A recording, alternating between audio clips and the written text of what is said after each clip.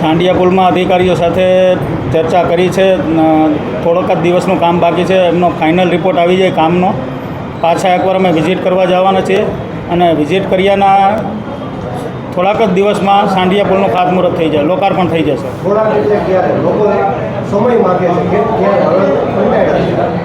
બંને એટલા ઝડપથી લગભગ 2 કે 3 દિવસમાં કામ પૂર્ણ થઈ જશે. ફાઇનલ એક વિઝિટ કરી અને એના પછીના વધીને 1 કે 2 દિવસમાં લોકાર્પણ થઈ જશે. પૂરા પ્રયત્ન છે. 8 દિવસ પહેલાં થાય એવા પણ પ્રયત્નો કરી રહ્યા છીએ. સોરી, એમાં પાણીનો નિકાલ યોગ્ય રીતે નહોતો કર્યો. જે દિવાલ હતી એનું ફિનિશિંગ લેવલ નબળું હતું.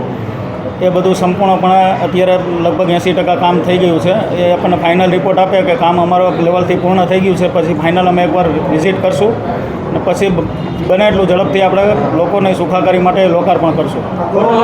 પાણી નિકાલ માટેની વ્યવસ્થા ભૂલાઈ જાય તો માત્ર નોટિસથી ચલાવી લેવાશે કે બ્લેકલિસ્ટ કરાશે?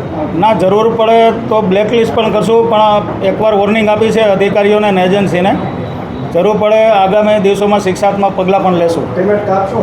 100%. કોના હાથે લોકાર્પણ કરાવશે? ડેપ્યુટી સીએમ સાહેબ સાથે બંને સાથે વાત ચાલી રહી છે.